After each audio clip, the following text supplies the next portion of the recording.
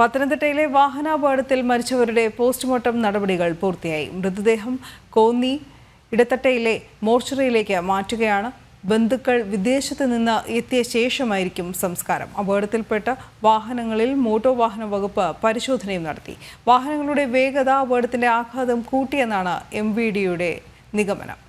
മിഥുൻ മുരളി, മിഥുൻ അയ്യപ്പൻ എന്നിവർ ചേരുന്നു. ആദ്യം മിഥുൻ അയ്യപ്പനിലേക്ക്. മിഥുൻ, MVDയുടെ നിഗമനം വരുന്നത് ഈ രണ്ട് വാഹനങ്ങളും അമിത വേഗത്തിലായിരുന്നു സഞ്ചരിച്ചത് എന്നത് തന്നെയാണോ? ഇനി അതുപോലെ തന്നെ പോസ്റ്റ്മോർട്ടം നടപടികൾ പൂർത്തിയായ ശേഷം മൃതദേഹം മാറ്റുകയാണ്. മറ്റ് വിവരങ്ങൾ കൂടി.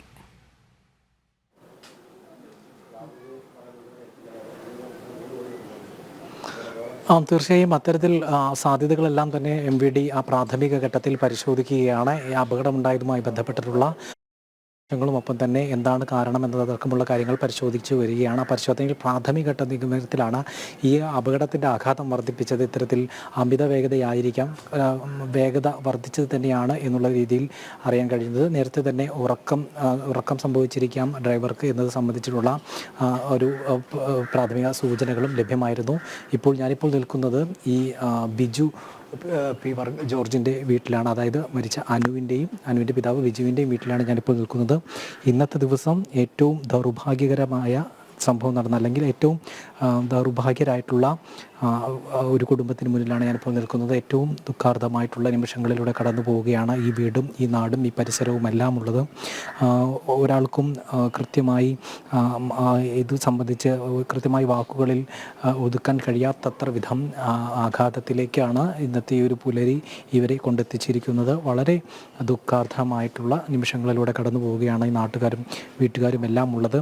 ഈ നാട്ടിലെ എല്ലാ ആളുകളും ഇപ്പോൾ ആശുപത്രിയിലും കോന്നിയിലുമെല്ലാമായി നിൽക്കുകയാണ്. ഇപ്പോൾ ഈ വീട്ടിൽ അനുവിൻ്റെ അമ്മ അടക്കമുള്ളവരാണ് ഇവിടെയുള്ളത്. അവരെ ആശ്വസിപ്പിക്കുന്നതിന് വേണ്ടി പരിസരവാസികളും ബന്ധുക്കളുമെല്ലാം ഇവിടേക്ക് എത്തിച്ചേരുകയാണ് ഇവിടെയുള്ളത്.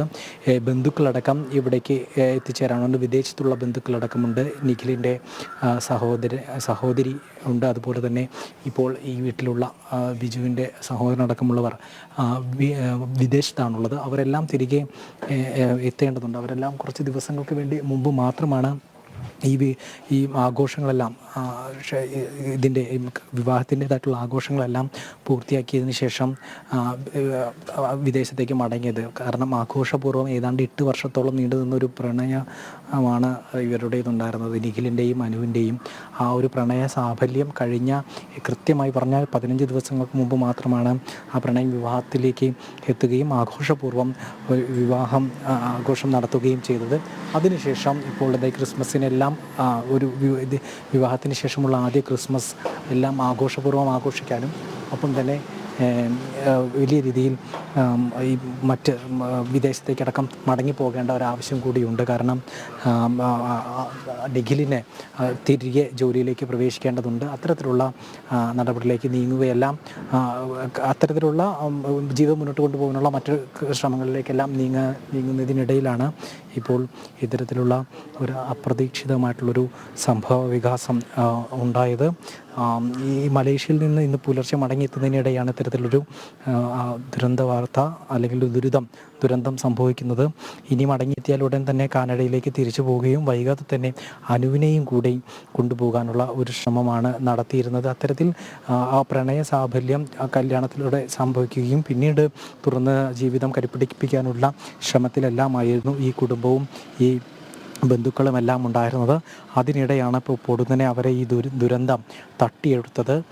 അതിൻ്റെ ആഘാതം ഈ വീട്ടുകാർക്കും അതുപോലത്തെ നാട്ടുകാർക്കൊന്നും പറഞ്ഞറിയിക്കാനാവാത്ത വിധം വലിയ ആഘാതവും ദുഃഖവും തന്നെയാണ് ഉണ്ടാക്കിയിരിക്കുന്നത്. കാരണം 15 ദിവസം മുമ്പ് ഈ വീടും പരിസരവുമെല്ലാം വലിയ ആഹ്ലാദാരവങ്ങളോടെ തന്നെയാണ് ഉണ്ടായിരുന്നത്. വലിയ ആഘോഷപൂർവ്വം തന്നെയാണ് വിവാഹം നടന്നത്. എല്ലാവിധത്തിലും സന്തോഷത്തിൻ്റേതായിട്ടുള്ള നിമിഷങ്ങൾ. ഒപ്പം തന്നെ വിദേശത്തുള്ള ബന്ധുക്കളെല്ലാം ഈ വിവാഹത്തിൽ ഒത്തുചേരുകയും ചെയ്തു. കാരണം ഒരേ പള്ളി ഇടവകയിൽ ഉണ്ടായിരുന്ന പരസ്പരം അറിയാവുന്ന ബന്ധുക്കൾ കൂടിയാണ് ഇവരെല്ലാം. ഒപ്പം തന്നെ ഇവരുടെ പ്രണയത്തിനും വീട്ടുകാരുടെ അടക്കം പിന്തുണയുണ്ടായിരുന്നു, വിവാഹത്തിനും പിന്തുണയുണ്ടായിരുന്നു.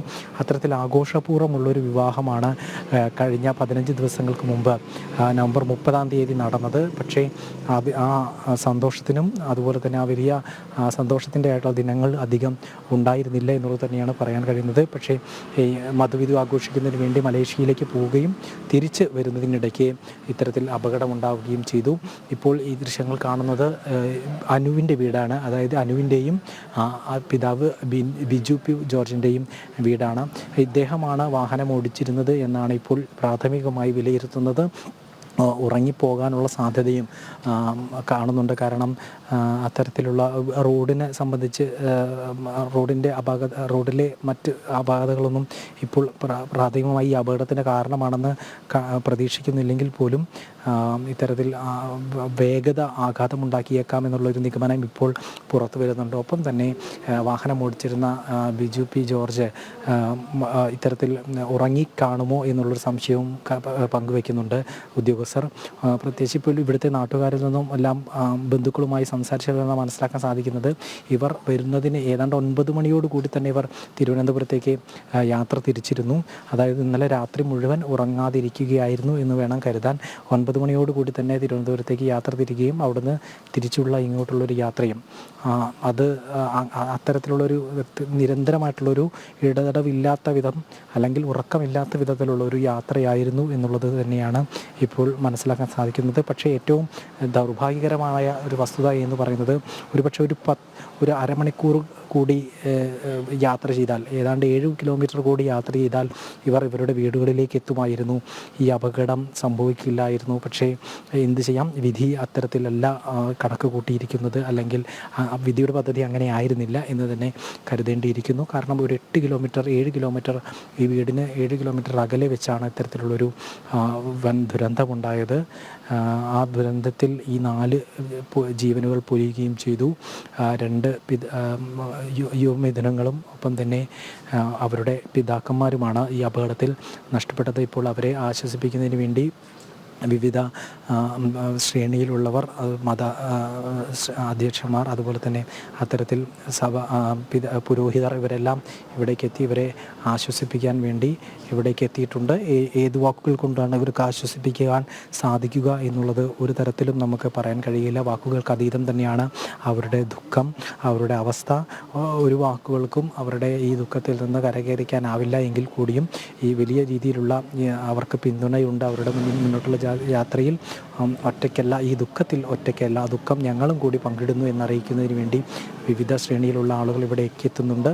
അടുത്ത ഏറ്റവും ദുഃഖാർഹമായിട്ടുള്ള നിമിഷങ്ങളിലൂടെ തന്നെയാണ് കടന്നു പോവുകയാണ് ഈ കുടുംബവും നാട്ടുകാരുമെല്ലാം. നമുക്കറിയാം ഈ ക്രിസ്മസ് വരാനിരിക്കുകയാണ്. വിവാഹത്തിന് ശേഷമുള്ളൊരു ആദ്യ ക്രിസ്മസിന് വേണ്ടി ഇത്തരത്തിൽ ഈ ക്രിസ്മസ് ട്രീയും അതുപോലെ തന്നെ ഒരുക്കി കാത്തിരിക്കുകയായിരുന്നു. വിവാഹത്തിന് ശേഷമുള്ള ആദ്യ ക്രിസ്മസ് ഇവരെ സംബന്ധിച്ചിടത്തോളം ഏറ്റവും പ്രധാനപ്പെട്ട ഒന്നായിരുന്നു. കാരണം 8 വർഷത്തെ പ്രണയമാണ് പൂവണിഞ്ഞിരിക്കുന്നത്. ഇവർ പള്ളി കൊയറിലെല്ലാം ഒരുമിച്ചായിരുന്നു ഈ നിഖിലും അനുവുമെല്ലാം ഉണ്ടായിരുന്നത്. അത്തരത്തിൽ അവരുടെ പ്രണയമെല്ലാം വളരെ മനോഹരമായി തന്നെ ഈ 8 വർഷം മുന്നോട്ട് പോവുകയാണ്. പ്രത്യേകിച്ച് വീട്ടുകാർക്കും ഇത്തരത്തിൽ എതിർപ്പുകൾ ഉണ്ടായിരുന്നില്ല എന്നുള്ളത് തന്നെയാണ്. പരസ്പരം അറിയാവുന്ന വീട്ടുകാരാണ്. അതുകൊണ്ട് തന്നെ ആഘോഷപൂർവ്വം അവരുടെ വിവാഹവും നടത്തി. ആ വിവാഹത്തിന് ശേഷമുള്ള ആദ്യ ക്രിസ്മസ് ഒരുമിച്ച് ആഘോഷിക്കുകയും പിന്നീട് വിദേശത്തേക്ക് മടങ്ങുകയും അടക്കമുള്ള കാര്യങ്ങളിലേക്ക് ചെല്ലാം. അത്തരത്തിൽ ഏറ്റവും സന്തോഷഭരിതമായിട്ടുള്ളൊരു നിമിഷങ്ങളിലൂടെ കടന്നു പോവുകയായിരുന്നു നിഖിലും അനുവും. അവർക്ക് ഏറ്റവും മനസ്സിന് ഇഷ്ടപ്പെട്ട വധുവിനെയും വരനെയും തന്നെ നൽകാൻ സാധിച്ചതിൽ സന്തോഷത്തോടെ തന്നെയായിരുന്നു ഈ മാതാപിതാക്കളും ഉണ്ടായിരുന്നത്. പക്ഷേ ആ പിതാക്കളുടെയും അതുപോലെ തന്നെ ആ യുവമിഥുനങ്ങളുടെയും സന്തോഷം പൊടുന്നനെ ഇന്നത്തെ പുലർച്ച പൊഴിഞ്ഞു പോവുകയാണ് ഉണ്ടായത്. ആ ദുരിതക്കയത്തിൽ നിന്ന് ഈ കുടുംബം എങ്ങനെ കരകയറുമെന്നത് സംബന്ധിച്ച് നമുക്കൊന്നും പറയാൻ കഴിയില്ല. പക്ഷേ കരകയറിയേ മതിയാവൂ. അതിനുവേണ്ടി ആശ്വാസ വാക്കുകളുമായി ഈ വീടുകളിലേക്ക് നിരവധിയായിട്ടുള്ള ജനങ്ങൾ, ബന്ധുക്കൾ, സുഹൃത്തുക്കൾ, ഇവരെ അറിയാവുന്നവർ, അറിയാത്തവരെല്ലാം ഈ ബന്ധുവീടുകളിലേക്ക് എത്തുകയാണ്. ഇവരുടെ ബന്ധുമിത്രാദികൾ ഈ വിവാഹാഘോഷം കഴിഞ്ഞ് ഏതാണ്ട് 3-4 ദിവസത്തിനകം തന്നെ തിരികെ പോയിരുന്നു. അവർ ഇനി തിരികെ വരാനുണ്ട്. അതുകൊണ്ട് തന്നെ ഈ പോസ്റ്റ്മോർട്ടത്തിന് ശേഷം മൃതദേഹം മോർച്ചറിയിൽ സൂക്ഷിക്കുകയും നാളെ അല്ലെങ്കിൽ മറ്റന്നാളായിരിക്കും ചടങ്ങുകൾ നടക്കുക എന്നാണ് ഇവരുമായി പോകേണ്ടതുണ്ട്.